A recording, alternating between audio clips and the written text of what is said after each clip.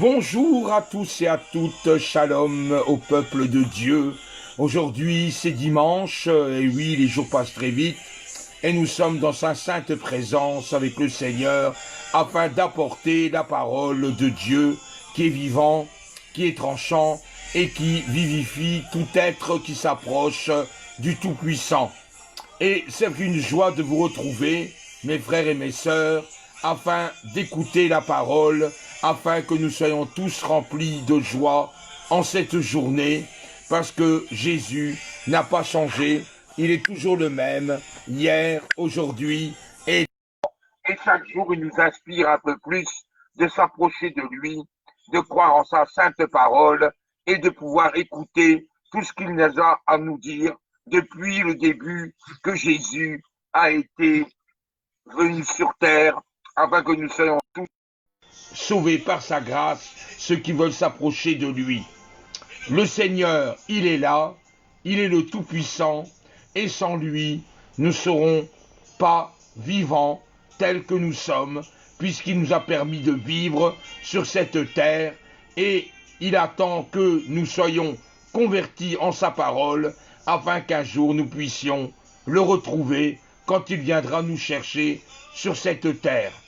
Le Seigneur est tout-puissant et il a tellement de choses à nous dire que de suite nous allons prier, intercéder notre Seigneur et qui peut se manifester maintenant au milieu de son peuple.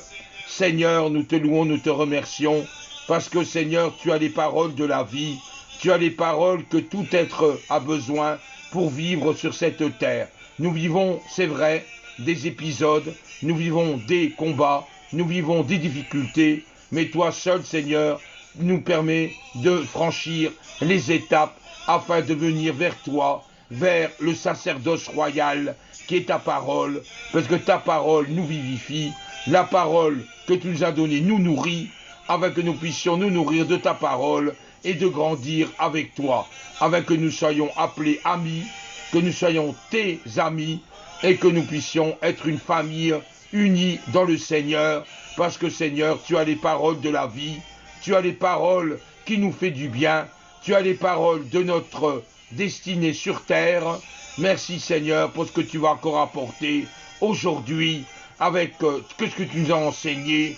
Ta parole est la vérité et nous pouvons suivre jour après jour ce que tu as destiné, prédestiné pour nos vies sur cette terre. Amen. Le Seigneur est tout-puissant et depuis que nous connaissons Jésus, il y a eu beaucoup d'écrits, beaucoup de choses qui se sont racontées sur sa personne et beaucoup de gens sont restés malgré tout infidèles, on va dire comme ça, vers le Seigneur. Ils sont incrédules et ils sont dans un manque de foi total, puisqu'il dit si Jésus était vraiment là, il n'aurait pas permis toutes ces catastrophes que nous connaissons sur la terre.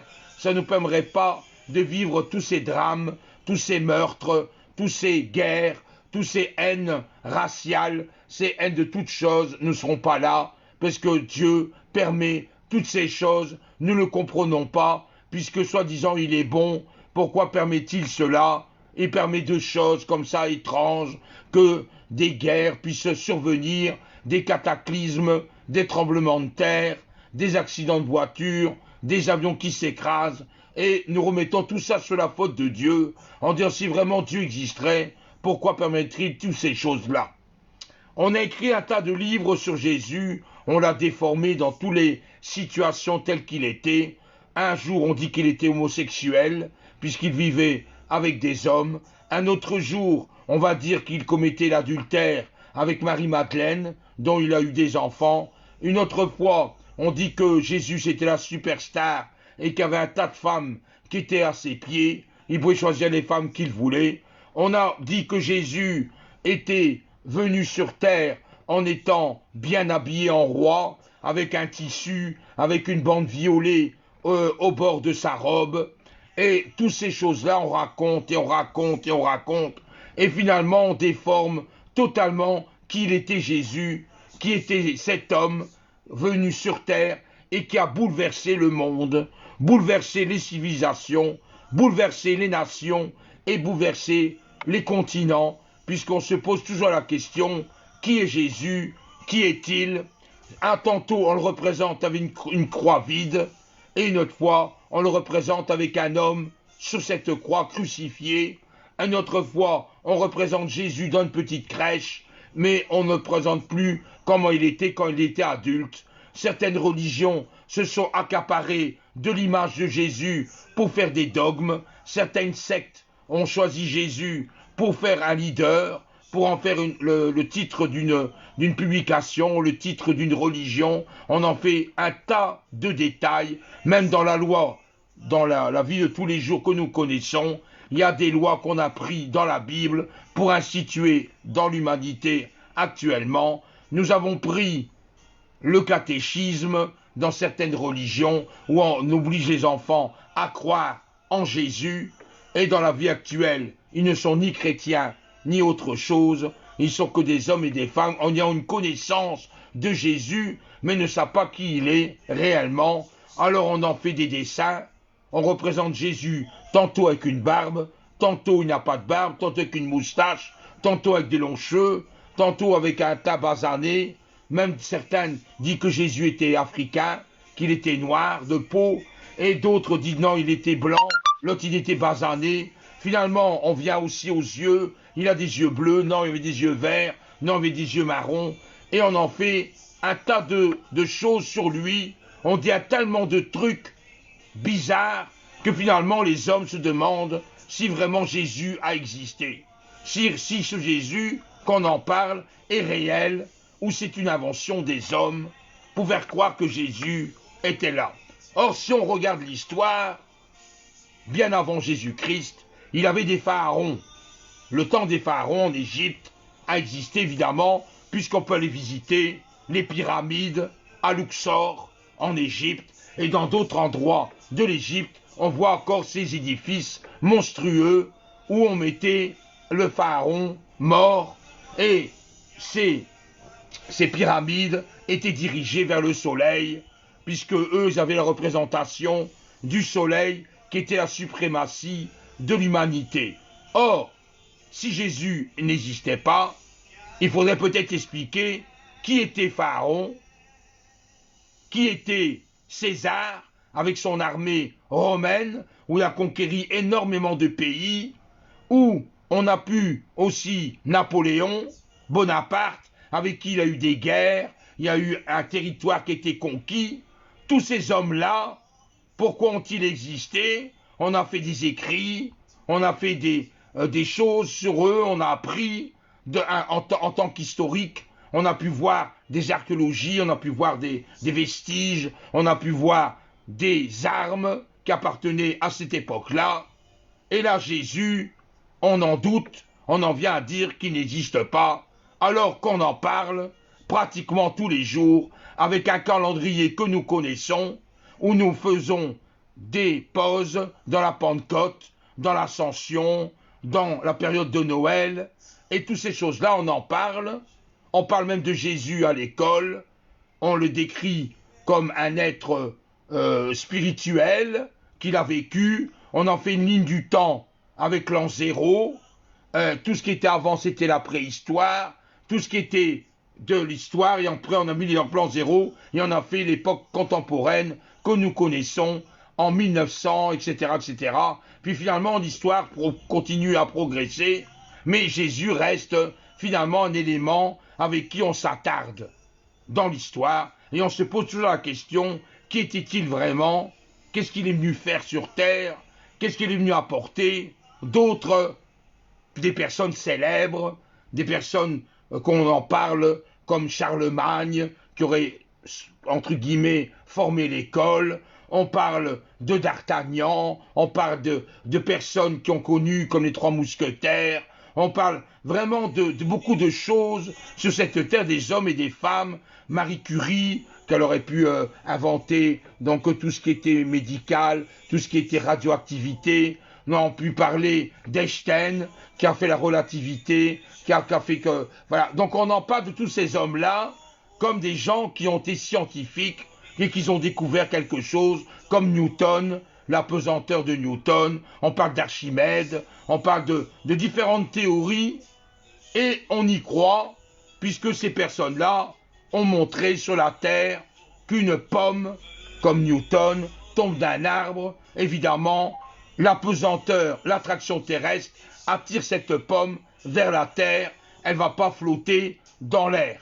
Donc tout ça, c'est de la théorie, ces hommes ont existé, ces hommes ont laissé des traces dans des livres, dans les livres d'histoire, dans la science, on en parle, on ajoute et on y croit. Or Jésus, il a apporté autre chose sur la terre. Et ces choses qu'il a apportées n'étaient pas n'importe quoi, ce n'étaient pas des bêtises qu'il racontait de sa bouche, mais il parlait de son Père, il parlait de Dieu. Comment un homme peut-il parler de Dieu s'il n'a pas expérimenté? Je ne peux pas parler d'une voiture que je ne vois pas. Je crois à la voiture, puisque la voiture, j'y roule dedans. Et je peux la conduire, cet objet. Or, si on ne croit pas en Jésus, pourquoi parle-t-on encore aujourd'hui de Jésus et qu'on y croit et qu'on le prie? Si Jésus n'existait pas, pourquoi parlerait-on de quelque chose qu'on a inventé, que l'homme a écrit, en faisant semblant que c'était un homme, voilà, il est venu sur terre, mais on ne sait pas trop ce qu'il a fait, il a guéri, c'est vrai, on a dit qu'il était ressuscité, mais est-ce vrai qu'il est ressuscité finalement? Est-ce que c'est vrai qu'il est monté au Père? Mais que fait-il maintenant Jésus? Où est-il? Et on cherche, on fait des trucs, des pensées négatives, et on en vient à devenir apostolat, on ne croit plus en rien, et on croit ce qu'on voit. Et beaucoup de gens disent, si je ne vois pas, je ne crois pas, tout simplement, mais la foi est tout autrement. Dans la parole de Dieu, il est dit, la foi vient de ce qu'on entend, et ce qu'on entend vient de la parole de Dieu. Évidemment, cela ne se voit pas, mais ça, c'est intérieur. C'est l'intérieur. Comme on va parler de l'air, l'air est invisible. On ne voit pas l'air. Mais seulement, on le sent quand il y a du vent. Forcément, le vent va sur ton visage et tu sens qu'il y a de l'air qui passe. Donc tu te dis, tiens, l'air je ne le vois pas, mais je le sens sur ma peau. Voilà, on le sent. Mais Dieu se manifeste en esprit. Il n'est pas un corps physique, mais il est esprit. Et cet esprit vient s'installer en toi. Et quand tu parles de Dieu, quand tu as foi, tu sais qu'il est là, qu'il est vivant, parce que tu sens quelque chose intérieurement de ton corps que tu ne sais pas t'expliquer. Or, la mort a fasciné beaucoup. On pense à cette mort qui va un jour nous arriver, à mourir sur la terre, et à se demander qu'est-ce qu'on est venu faire sur terre. Pendant toute une période, j'étais jeune, j'étais enfant, j'ai grandi, j'ai travaillé, je me suis marié, je vieillis, et puis un jour ou l'autre, la mort frappe à notre porte. Mais ça a fasciné beaucoup de monde. Depuis la création de la terre, nous pensons à cette mort. Et les pharaons eux-mêmes en Égypte, enterrés dans des grandes pyramides énormes, on enterrait Pharaon parce qu'on croyait que c'était un dieu. On mettait même à manger dans des jarres, on mettait des pièges pour que celui qui va rentrer dans la pyramide ne puisse pas piller les objets de ce pharaon. Il y avait de l'or, il y avait des couronnes, il y avait des diamants. Forcément, toutes ces choses-là, ça donnait une convoitise et on aurait tendance à voler.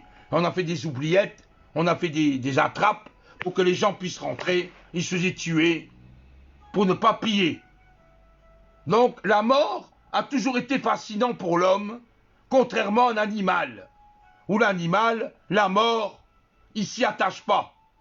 Si un chien meurt, les chiots n'ont pas pour eux d'importance qu'il est mort, puisque quelque part ils vont chercher un substitut ailleurs. Un animal n'a pas conscience de la mort dans le sens où ils vont faire un culte.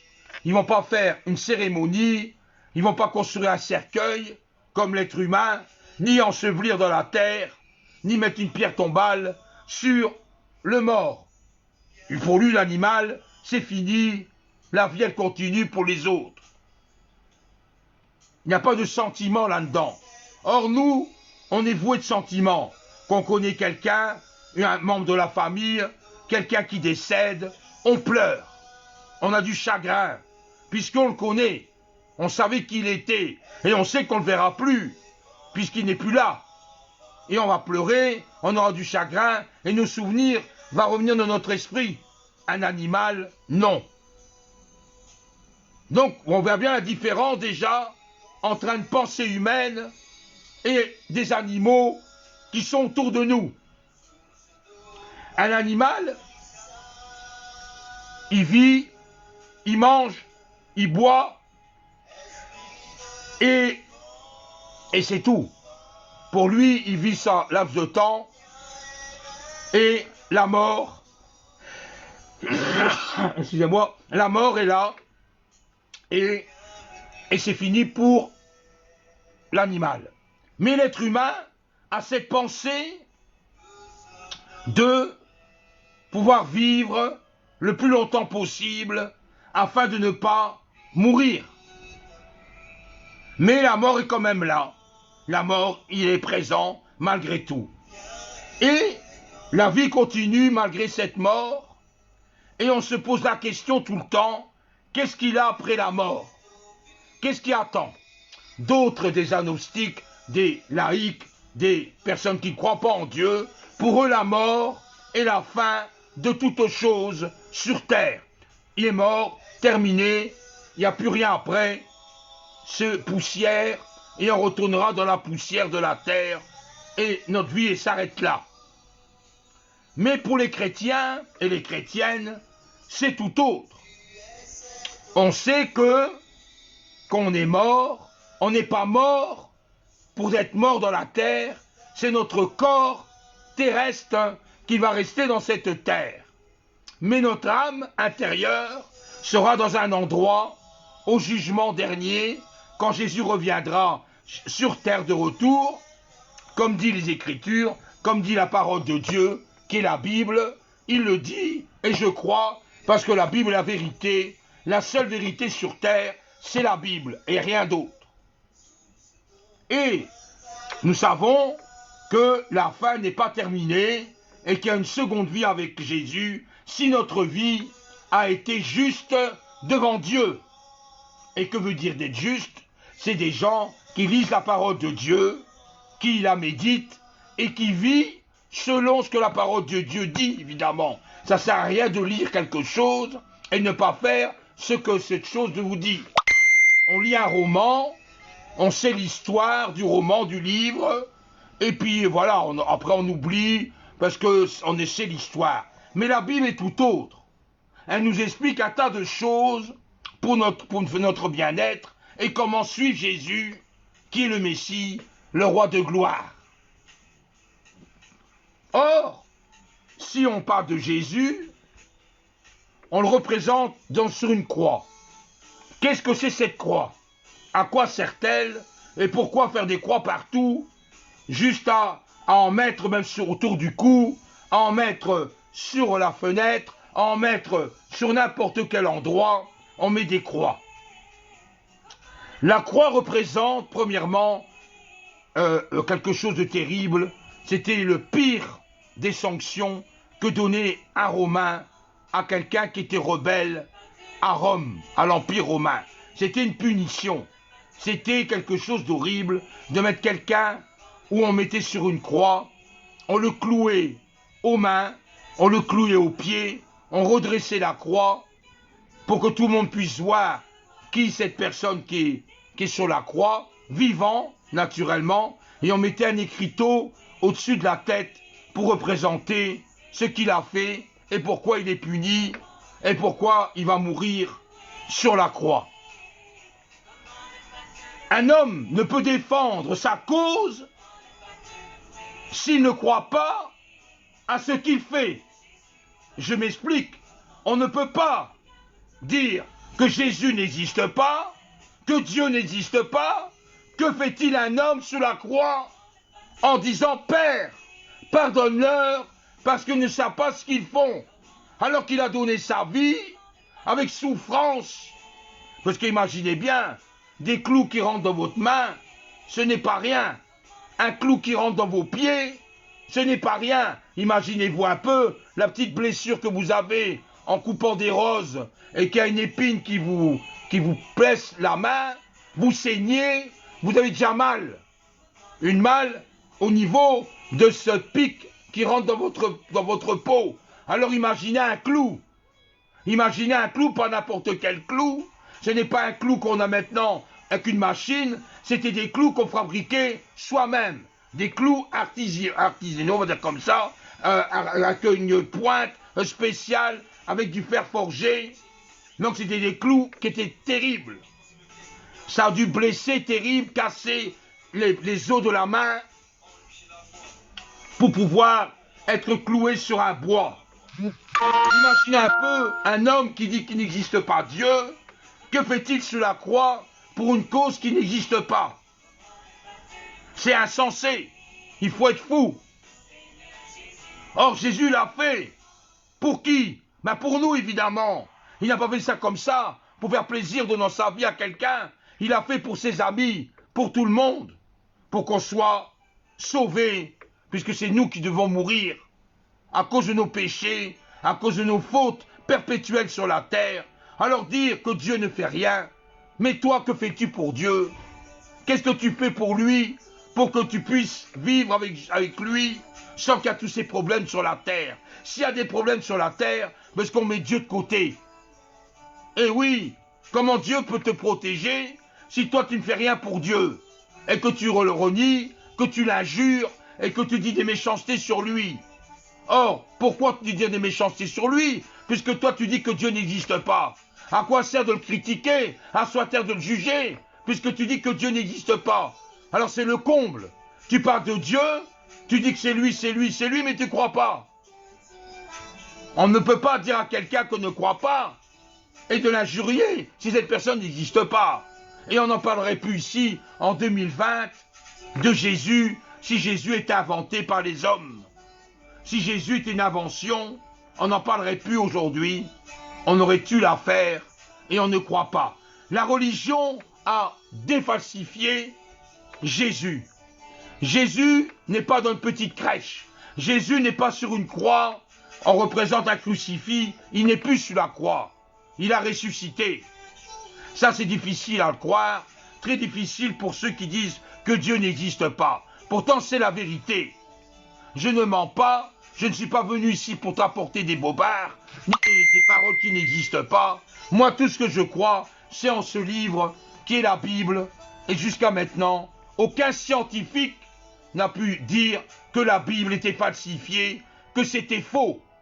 Ils disent tous que la vérité est dans la Bible, même les scientifiques, même, je vais te dire une chose, même Einstein, qui était un grand scientifique, très intelligent, l'infiniment petit et l'infiniment grand, il a décrit un tas de choses, lui-même a dit, la Bible est la vérité.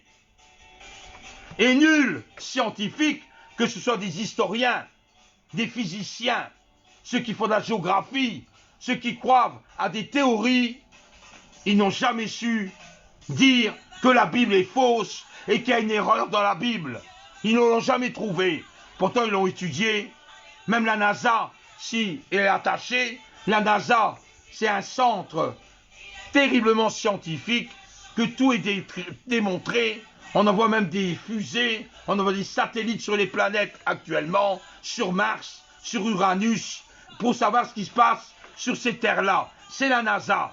La NASA ont des instruments incroyables de technologie qui savent identifier un objet, qui savent analyser l'objet et se te dire la teneur en carbone, la teneur en magnésium, la teneur en potassium. Ils savent tout, même décrire l'objet remonte il y a autant d'années avec le carbone 14. Ils savent tout.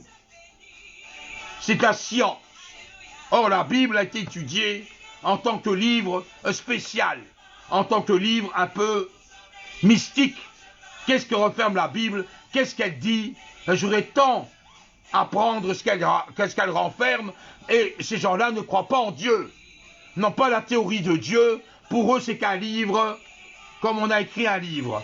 Mais ce livre a quelque chose de spécial, c'est que, en le lisant, il y a des gens qui ont été guéris. Il y a des gens qui ont reçu des miracles en lisant ce livre. Or, en lisant un roman, en lisant un livre quelconque, on n'a aucune guérison et on n'a aucun miracle qui se produit. Or, les scientifiques ont voulu approfondir, c'est quoi la prière? Pourquoi des gens prient et à quoi ça sert de prier? Et scientifiquement, incroyable, mais c'est vrai, ils ont cherché, ils ont mis des électrodes sur la tête des encéphalogrammes pour étudier le cerveau, pour voir un peu comment il fonctionne, et ils sont arrivés à dire que la prière adoucit le cœur, régularise l'être humain. Incroyable. Ils ont dit même que la Bible a pu aider certaines personnes de désespoir. Ceux qui étaient en dépression, ils ont retrouvé l'état de leur cerveau en étant plus pur quelque part devant la science.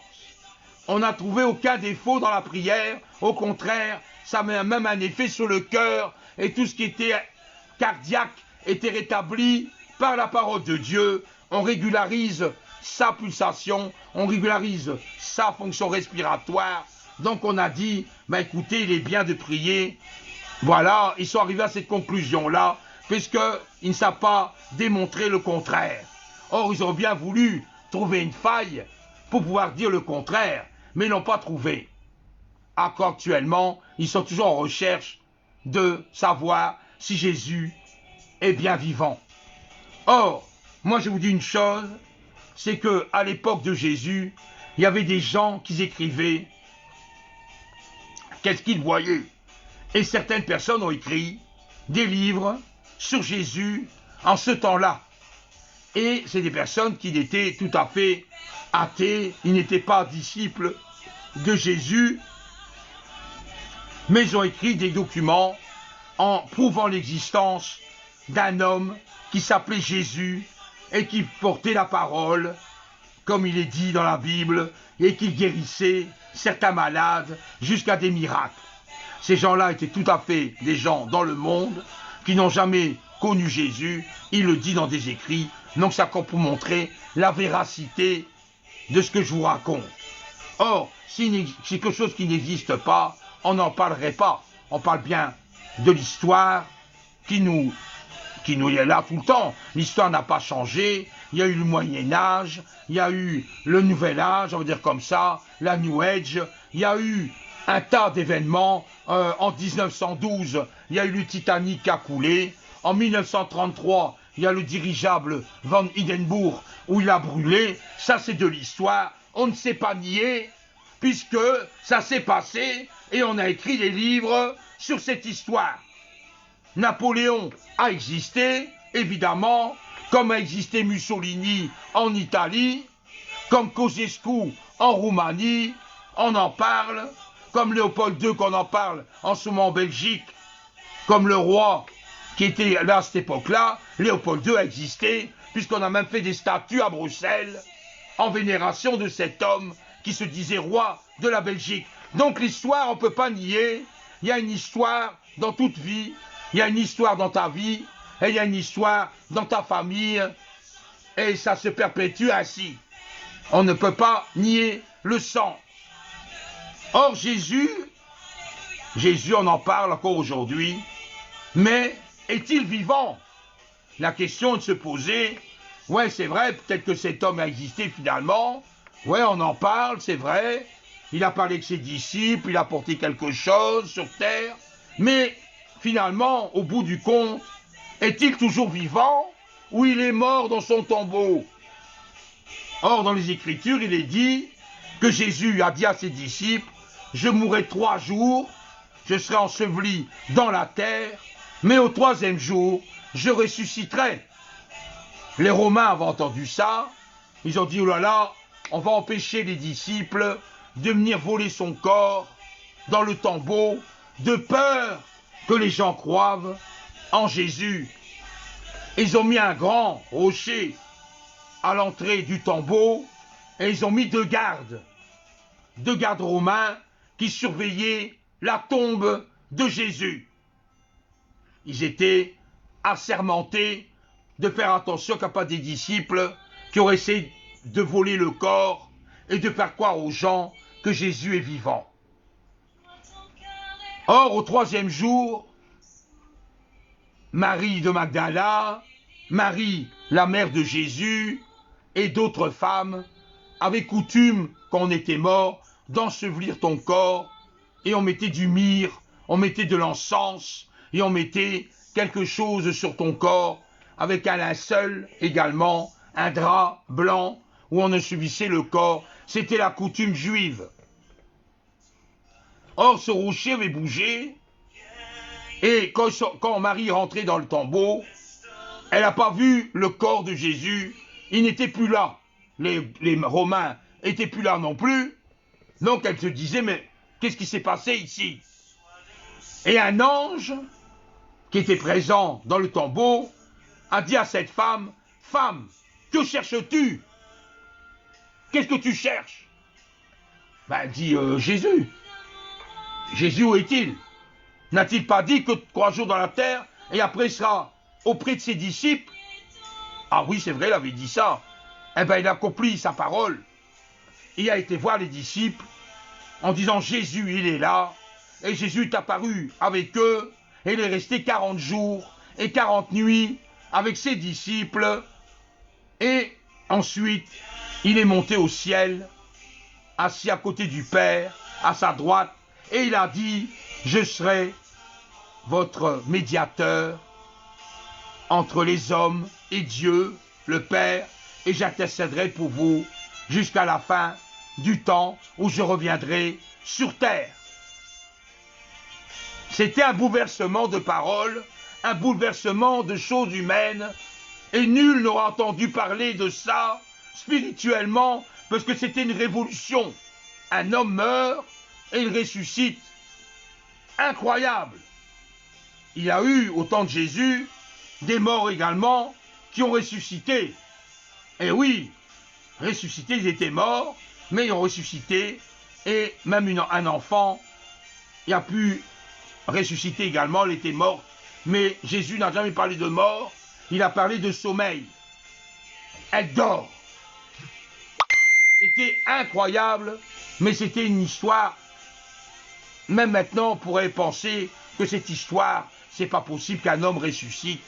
C'est impossible qu'un homme guérisse d'un cancer, d'une maladie. Ce n'est pas possible, puisque la science condamne cette personne et cette personne guérit. Ce n'est pas incroyable, ça part de l'entendement, c'est incroyable, mais vrai. Mais vrai. Il y a des gens qui sont nés aveugles, et grâce au nom puissant de Jésus, ils ont revu. Ils auront entendu, pour certains qui étaient sourds, de muets, ils ont pu parler, de paralytiques, ils ont su marcher. Donc c'était incroyable de voir tout ça, et on se demande toujours la question, si Jésus est vivant, où est-il actuellement? Et où il est? Et qu'est-ce qu'il fait pour nous? Il nous laisse dans notre bourbier, il nous laisse dans nos problèmes, dans nos difficultés, il nous laisse dans nos maladies. Et on est là comme ça, on se pose un tas de questions. Qu'est-ce que cet homme est venu faire sur terre? Et que va-t-il encore nous apporter? C'est ça. Et qui est Jésus réellement? Et qu'est-ce qu'il fait pour nous? Le Seigneur est quelque chose de merveilleux, puisqu'il y a toujours une réponse à tout, alors que scientifiquement, des fois on est bloqué par des questions qu'on se pose, on ne sait pas aller plus loin, mais lui a des pensées qui nous rassurent, des pensées qui prouvent son existence. Premièrement, une pensée qu'on va vous répondre, pourquoi Jésus permet-il actuellement tant de difficultés, tant de problèmes, et tout ce qu'on connaît maintenant, des divorces, des séparations, un tas de choses, de maladies, de perte de travail, au chômage pendant des années, les huissiers, les problèmes, les difficultés, tout ça est sur la table et les hommes se débattent avec toutes ces difficultés, mais ils n'ont qu'une relation humaine, terre à terre, horizontale, avec des pensées, des psychiatres, des psychologues, des pensées positives, des religions qui essaient d'amener un peuple à une espérance, à un débat. Or Jésus est venu en simple homme et il a donné que des paroles de vie pour l'être humain et une espérance. Tout ce qu'on connaît maintenant sur la terre a été écrit dans la Bible. Tout ce qu'on vit, on le vit dans la Bible puisqu'il est noté. Or ce livre a été écrit bien avant ton problème et il a été écrit bien avant les problèmes de l'humanité. Mais que s'est-il passé vraiment? Il s'est passé que l'homme se détourne de Dieu. De plus en plus, on ne parle plus de Dieu. Même à l'école, on n'en parle plus. On rigole même. Pour ceux qui croient, on dit que c'est un fou, une folle, quelqu'un qui n'est pas normal de croire à Dieu. On essaie de démontrer que Dieu n'est pas là, mais que tout vient de la science et que tout vient du hasard. Et là-dedans, Dieu, on n'en parle pas.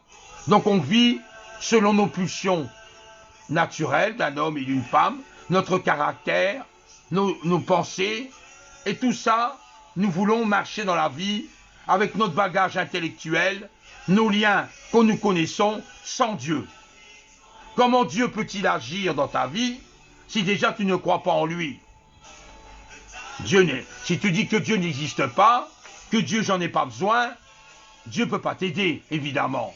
Alors tu rencontres la maladie, tu vas voir des médecins, tu essaies de voir des spécialistes pour trouver des remèdes pour ta maladie, mais Dieu, tu ne le mets pas en avant, tu le mets bien derrière toi. Finalement, tu as un accident avec ta voiture, tu te défais, t'en pleures, tu perds l'usage de tes jambes parce que tu as eu un accident, tu te retrouves en chaise roulante, et finalement, tu te poses la question, mais si Dieu aurait existé, il n'aurait pas permis que j'ai un accident. Mais comme tu n'y crois pas, tu es voué avec qui? Dans la Bible, il est dit qu'il y a deux chemins dans la vie. Il n'y en a pas 36.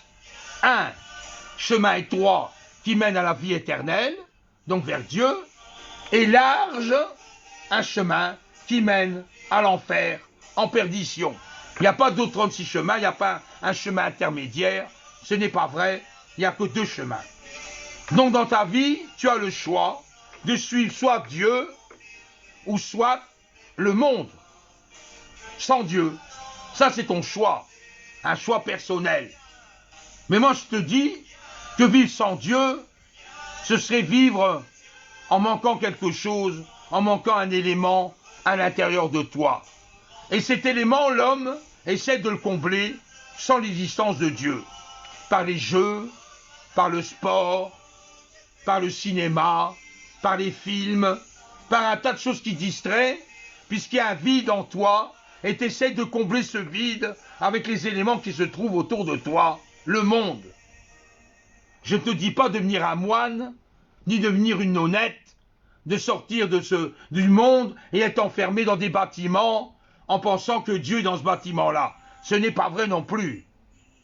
C'est une fausse religion, ce n'est pas la religion. Ce que cherche Dieu, c'est des cœurs sincères et des cœurs justes. Il n'a pas dit que tu es en dehors du monde, il est dit que tu es dans le monde, mais tu ne vis pas comme le monde le fait. Tu essaies de te retirer par des situations d'après la parole de Dieu qui n'est pas juste devant Dieu. C'est ainsi, c'est pas autrement.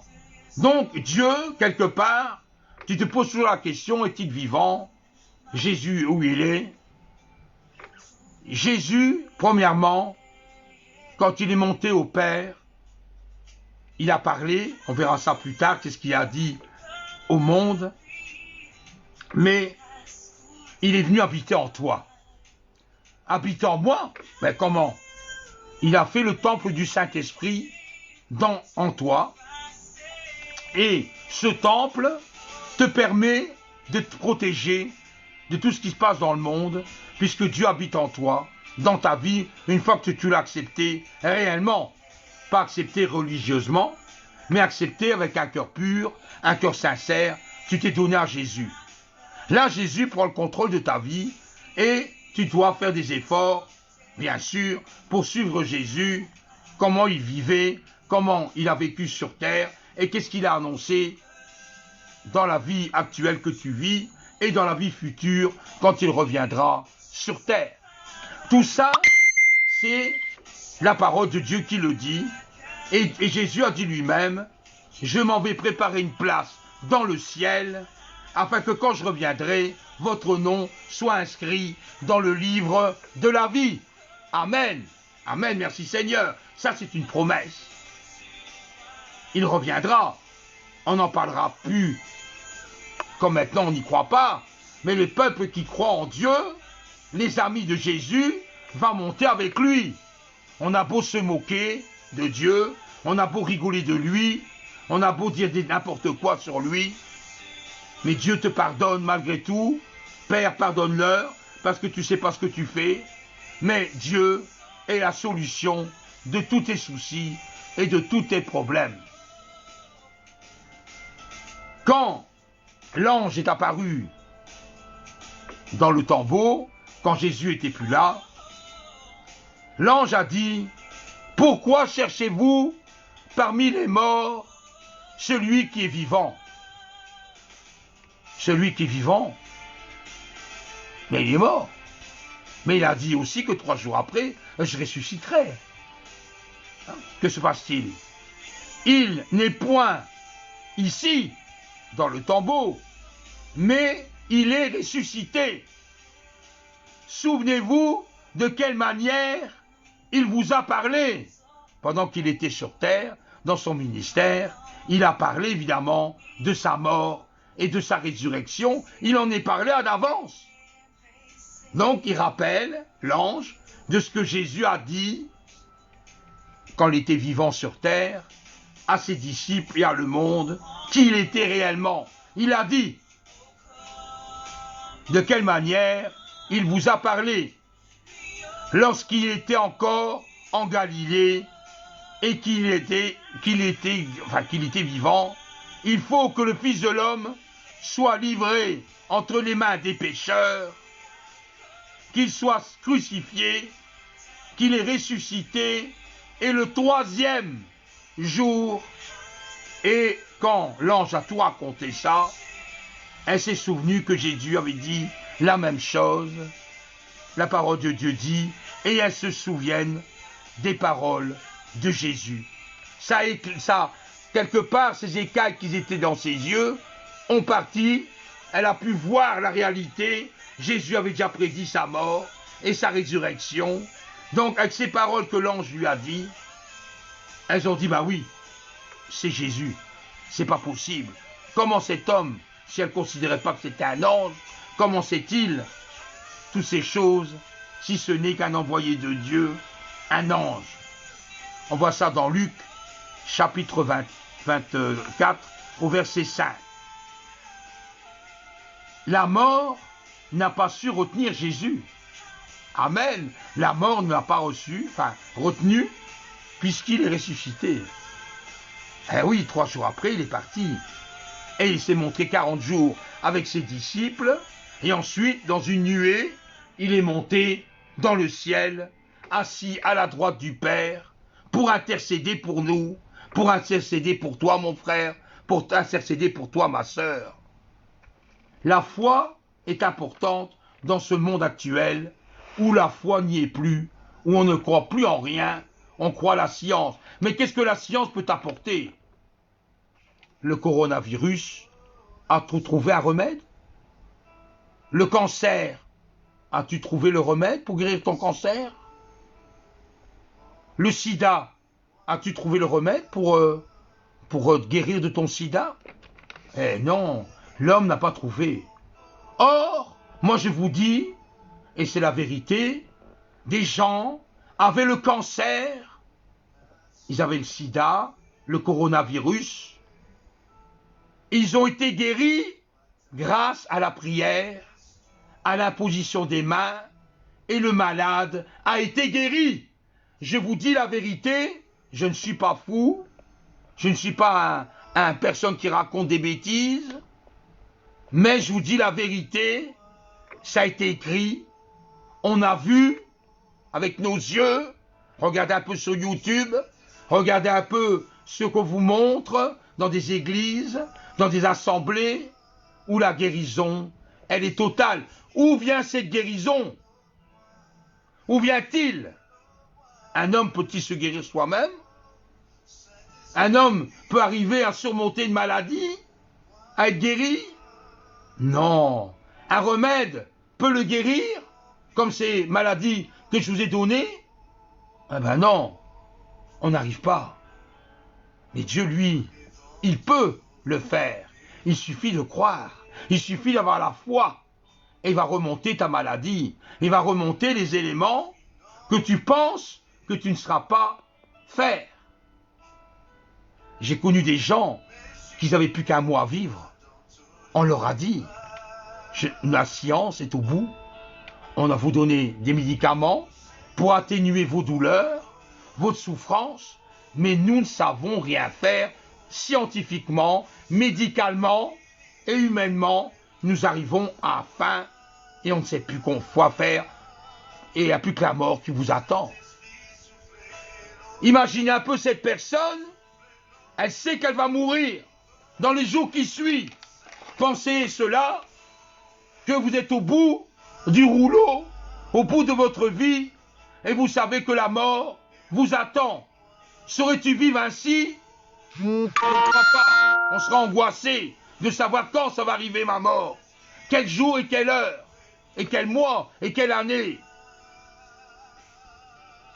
Cette personne, il ne lui restait plus qu'un mois. Croyez-moi, cette personne, elle comptait ses jours. Elle faisait une croix à chaque jour qui passait. Elle se dit, il me reste 15 jours. Il me reste 5 jours à vivre. Quelle angoisse, mais impensable. Impensable de savoir que dans les prochains jours, cette personne va mourir. Elle va fermer ses yeux pour terminer sa vie.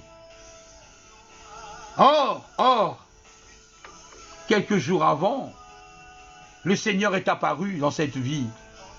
Et cette personne était guérie. Au nom de Jésus, elle était guérie. La maladie s'est réinversée. La guérison était totale. Elle est sortie de l'hôpital.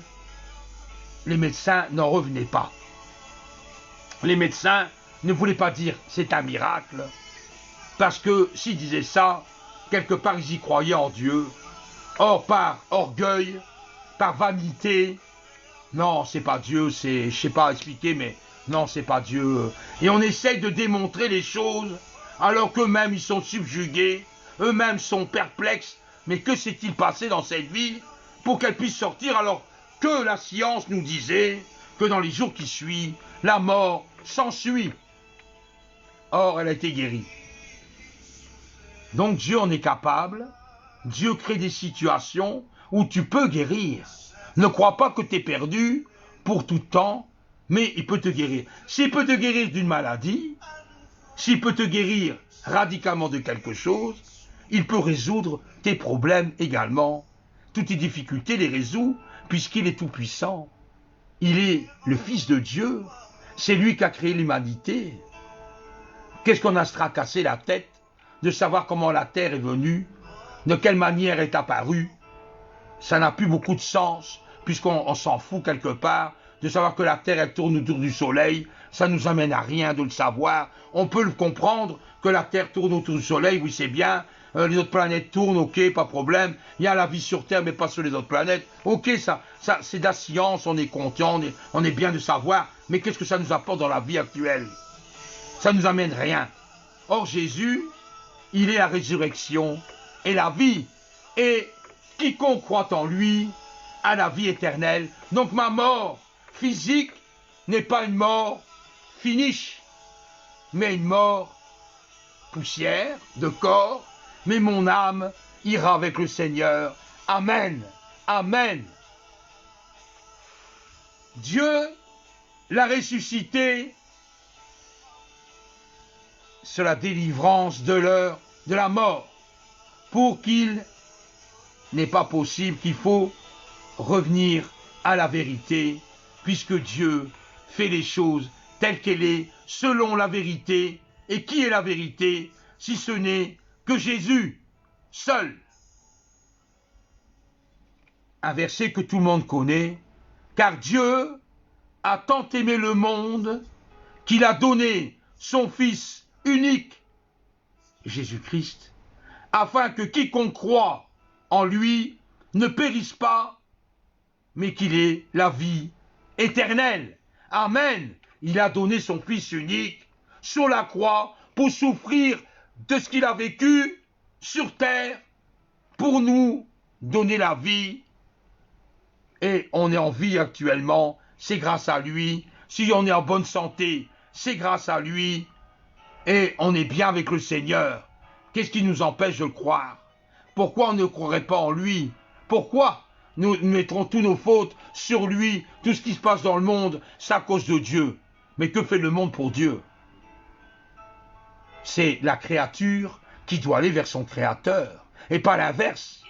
C'est pas le créateur qui va courir après les créatures. Ce soit toi qui fais les premiers pas envers Jésus, et lui en fera 99 pour nos amis français, et 99 pour nos amis belges, et lui viendra vers toi, elle va habiter dans ton cœur, et toute chose va se changer, renouveler en toi, et tu seras quelqu'un spirituellement heureux d'appartenir à ton médiateur, appartenir au Fils de Dieu, qui est Jésus. On voit ça dans Jean, chapitre 3, au verset 16. Celui qui croit au Fils a la vie éternelle. Amen. Si on croit en Jésus, nous avons la vie éternelle. Celui qui ne croit pas à Jésus ne verra point la vie. C'est clair. Mais la colère de Dieu sera sur lui ou sur elle. Là, Dieu met un accent, la colère. Il sera fâché contre toi que tu n'as pas cru en Dieu. Donc, ne te dis pas pourquoi ça m'arrive cela dans ma vie, pourquoi j'ai des problèmes, pourquoi la mort m'attend, pourquoi j'ai des souffrances, pourquoi je suis malade, pourquoi ci, pourquoi là. Puisque tu ne crois pas en lui, la colère de Dieu repose sur toi. Si tu ne veux pas que la colère de Dieu continue sur ta vie, il n'y a qu'une chose à faire, c'est de remettre sa vie entre ses mains, de lui demander pardon et de revenir vers lui. Et là, la colère ne sera plus sur ta vie. Et tu verras des bénédictions, au lieu de voir que des malheurs, que des problèmes.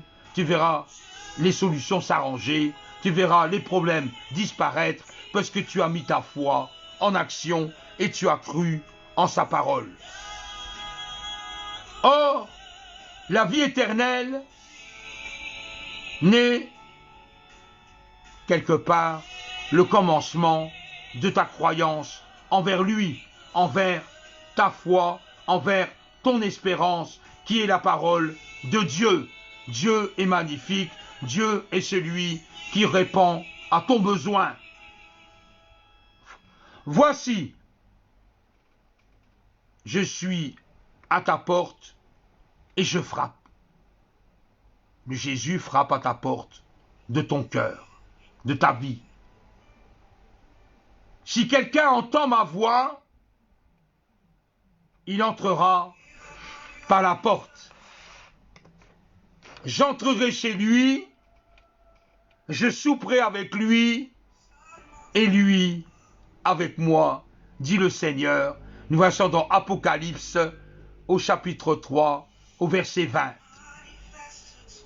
Mon fils, donne-moi ton cœur, et que tes yeux puissent s'ouvrir à moi, dit le Seigneur. Nous voyons dans Psaume 23, au verset 26.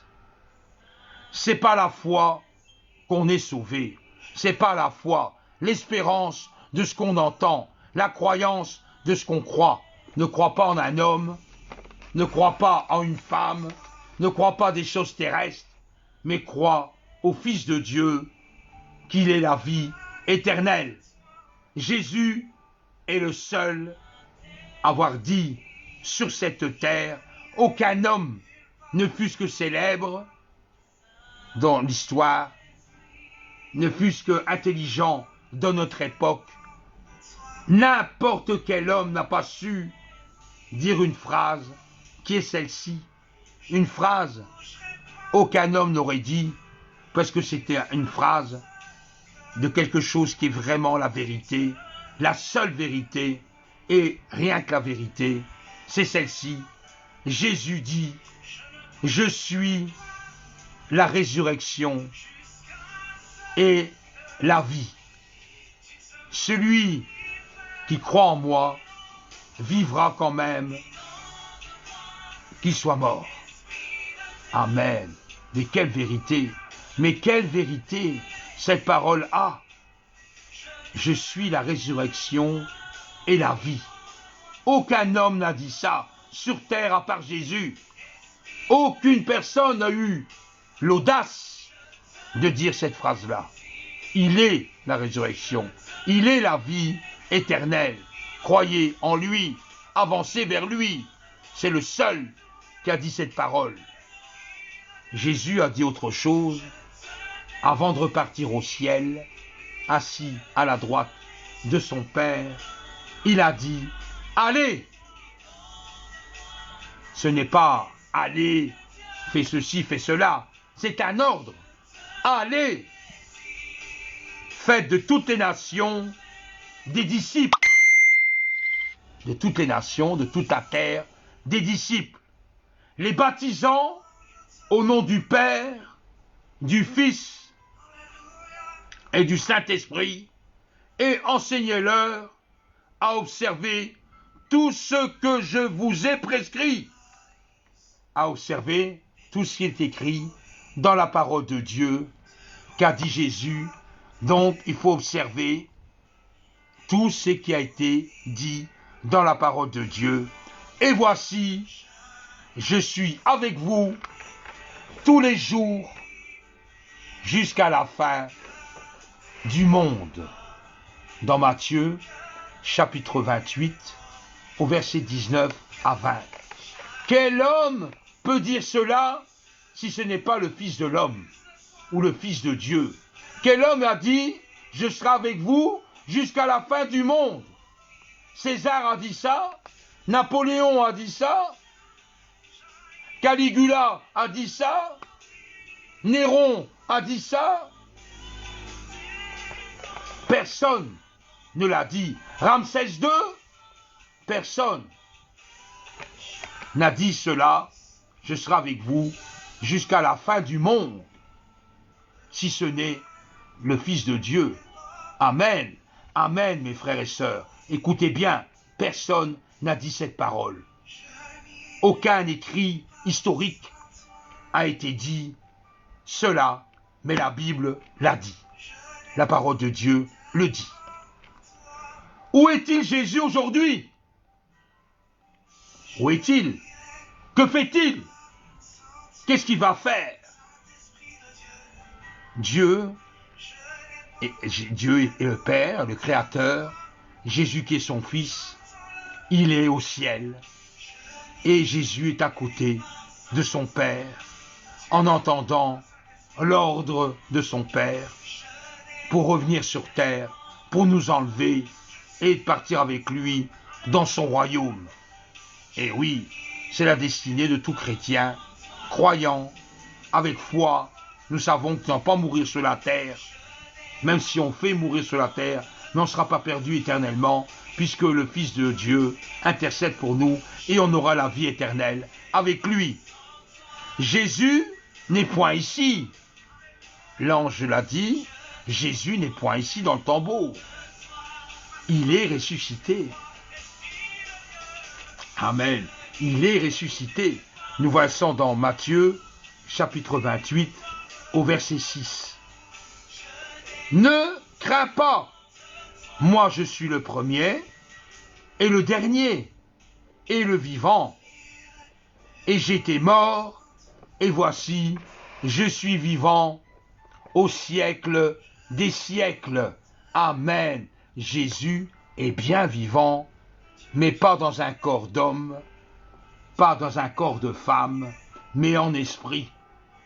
Et un esprit, on ne le voit pas avec nos yeux terrestres. On voit ça dans Apocalypse, chapitre 1er, du verset 17 au verset 18. Il peut sauver entièrement ceux qui s'approchent de Dieu. Jésus peut sauver entièrement toi, mon frère, toi, ma sœur, qui s'approche de lui, par lui. Il est toujours vivant, afin qu'il intercède pour toi et qu'il soit près de toi, puisqu'il est vivant. Donc, quelque part, il est toujours avec toi, dans ta vie de tous les jours. Il suffit d'ouvrir tes yeux, de lui faire confiance et d'avancer avec lui, et tu verras les choses différemment avec le Seigneur. Nous voyons ça dans Hébreux, chapitre 7, au verset 25. Oui, oui, on peut le dire tous maintenant, oui, viens Seigneur Jésus, viens Seigneur Jésus dans notre vie. Nous voyons ça dans Apocalypse, chapitre 22, au verset 21. Jésus, il est là, il est présent, il suffit de l'accepter tel qu'il est, ne pas douter, ne pas avoir des doutes, puisqu'on a pu voir ensemble qu'est-ce qu'il a apporté sur terre, cette résurrection, cette crucifixion, cette résurrection où Dieu ressuscité, il nous a montré sa vérité, qui il était réellement et qui il est réellement. Il suffit d'ouvrir ton cœur, de le suivre comme un petit enfant, car le royaume de Dieu est pour ceux qui le ressemblent. Arrête de raisonner avec ton esprit humain, arrête de calculer avec ton esprit scientifique, mais regarde avec foi dans ton cœur et tu verras Jésus se resplendir dans ta vie et il va changer toutes choses. Il suffit de lui ouvrir ton cœur. La maladie sera écrasée parce que tu as cru en Jésus. Ta maladie n'a pas lieu d'être dans un temple du Saint-Esprit, puisque Jésus, une fois que tu l'as accepté, il établit sa maison dans ton corps, donc ta maladie n'a pas lieu d'être pour souiller ce temple. La maladie n'a pas à atteindre ton corps, mais Jésus peut le guérir si tu y crois réellement. Jésus n'est pas une invention. Il y a trop de choses qui attestent que Jésus a bien existé sur terre. Et toutes ces paroles ne sont jamais passées. Le monde passe, mais mes paroles restent éternellement. Et c'est vrai que la Bible a été écrite à plus de 5 milliards de Bibles, de portions, dans toutes les langues, dans tous les dialectes de la terre, et dans tous les continents, dans tous les pays, dans toutes les villes, dans tous les villages, la parole de Dieu est là. Alors si ce n'est pas vrai, pourquoi on aurait écrit autant de livres? Pourquoi on aurait écrit la Bible si ce n'était pas vrai? Il y a des pays, comme la Corée du Nord, certains pays japonais, on n'accepte pas la Bible. On n'accepte pas cette parole. On dit, c'est pas bon, il faut la brûler. Certains personnages approuvent cela et ils vont quand même dans les pays avec la Bible. Quand les autorités le découvrent, ils arrêtent cet homme et ces hommes et ces femmes, ils les jugent sommairement dans un tribunal, on enlève les Bibles et on les brûle. Si c'était un livre qui est inventé, un livre qui n'existe pas, à quoi sert-il de le brûler? Ça n'a pas de sens. Si moi je dis je ne suis pas croyant, ben, je ne suis pas croyant. Qu'est-ce que j'ai fait? Pourquoi je brûlerais la Bible? Pourquoi je la détruirais si on dit qu'on n'est pas croyant? Donc quelque part, Dieu intervient dans certains cœurs, mais c'est difficile dans certains pays, puisque la parole de Dieu, on la refuse. Par contre, des romans, des autres livres, on accepte. Mais la Bible ne doit pas rentrer dans le pays. Donc c'est bien la preuve que Dieu existe. Parce qu'on va aller contre quelque chose qui n'existe pas. Ça n'a pas de sens. Voilà. Donc, le tout, c'est d'avoir la foi en Dieu, d'avoir son espérance et de l'expérimenter, puisqu'il est en toi, une fois que tu l'as accepté. Il suffit de lui demander simplement, Seigneur Je reconnais mon état de pécheur et de pécheresse. Je ne demande qu'une chose, c'est que tu puisses rentrer dans ma vie.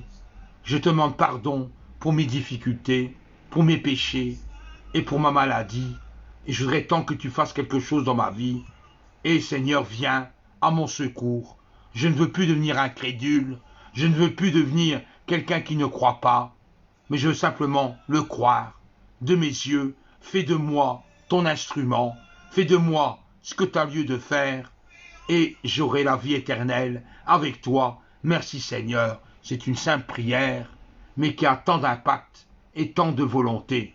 Donc, sois attentif à la parole de Dieu. Si tu n'as pas la Bible, demande à quelqu'un, prends-la, demande à quelqu'un de t'a donner, et tu verras les choses différemment avec la parole de Dieu, qui est à la vie, la source de toute vie, la vie éternelle. N'oublie pas, je suis le chemin, la vérité et la vie. Nul ne vient au Père que par moi. Merci Seigneur de cette parole que tu as laissée dans nos cœurs, parce que sans cette parole, nous étions égarés. Seigneur, je sais que tu es vivant, et j'y crois de tout mon cœur. Je sais qu'un jour tu reviendras, parce que tu l'as dit, tu ne m'as jamais menti. Tu ne m'as jamais mis en épreuve, mais tu as toujours dit ce que lieu ta parole. Vous savez, l'ennemi est contre les personnes qui croient en Dieu, puisque le plus grand croyant, c'est lui. Et oui, il sait la parole de Dieu, il la connaît, et sait qui est Dieu. Mais, comme il était chassé sur la terre, il en veut à tous les croyants, les chrétiens qui marchent avec une volonté pure, avec une sincérité, et de suivre la parole de Dieu. Est-ce qu'il est noté? Et Satan se déchaîne par tous les moyens pour te défaire, pour te faire des doutes, pour te mettre une maladie, pour que tu t'égares de la parole de Dieu. Or, savez-vous qu'il y a quelques jours de cela, j'étais en arrêt sur un feu rouge et il y avait deux voitures, une qui voulait tourner à droite et une qui voulait rouler tout droit. Et subitement, cette voiture qui était quelque part à droite double la voiture en une vitesse folle. J'ai eu juste le temps de me bifurquer vers la gauche pour ne pas être touché par la voiture. J'ai eu peur, bien sûr, pas peur d'une peur, mais quelque part j'ai vu l'impact que ça aurait eu lieu et je me suis dit, Seigneur, merci de m'avoir protégé. Le lendemain, dans un virage, une voiture double une autre voiture et moi j'arrivais à la limite du virage. La voiture, avec une vitesse incroyable, a essayé de rentrer en plein front dans notre voiture. Et j'ai eu juste, à un moment donné, un coup de volant pour aller vers la droite. Il y avait un fossé assez large et la roue s'est mise au bord du fossé, mais n'a pas été plus loin. Et la voiture a frôlé ma voiture à une vitesse incroyable. Et si je vous parle, c'est que je suis toujours en vie, je ne suis pas mort. Le Seigneur m'a protégé encore une fois, et une troisième fois, j'étais pas si longtemps que ça s'est passé à 2 jours, j'étais à un stop, puis la voiture était aussi en stop, je m'engage, la voiture part pour aller vers ma direction, elle avait brûlé quelque part le stop, pour aller droit vers ma voiture, j'ai juste le temps de freiner et klaxonner pour que la personne se saisisse et qu'il ne puisse pas aller contre mon véhicule. On aurait pu aussi avoir un accident assez dramatique. Enfin voilà comment le Seigneur opère. Ma femme, qu'elle a eu un petit malaise lors d'une rue, je vous raconte ça il y a 2-3 jours, elle est tombée la tête contre la chaussée sur la route. Au même moment, un 4x4 passait par là et elle a passé à quelques centimètres de la tête de ma femme. Voyez comment le Seigneur opère les choses. Elle aurait pu être tuée sous la roue du 4x4. Mais le Seigneur n'a pas permis, puisqu'elle a une mission sur la terre. Elle a une mission pour apporter aussi l'évangile. Comment le Seigneur opère les choses. Voyez les miracles qui peuvent se produire sans que tu t'en rends compte. Quelque part, tu ne sais pas, mais le Seigneur a toujours ta main sur toi. Quoi qu'il arrive, il est bon de se confier en lui. Il est bon de le tenir dans ses bras, puisque sans lui, j'aurais pu apporter la parole de Dieu. J'aurais peut-être été en 4 planches ou à l'hôpital. Je ne sais pas qu'est-ce qui aurait devenu de ma vie. Mais le Seigneur a fait les choses telles qu'elles a été. Alors ayez confiance en lui. Mettez votre confiance dans ce qu'il a écrit et vous verrez un miracle dans ta vie de tous les jours. Le Seigneur est bon, le Seigneur est merveilleux. Moi je vous dis à demain, à la même heure, à 15 heures. Soyez bénis, peuple de Dieu, soyez remplis du Saint-Esprit, soyez dans la joie de l'Éternel.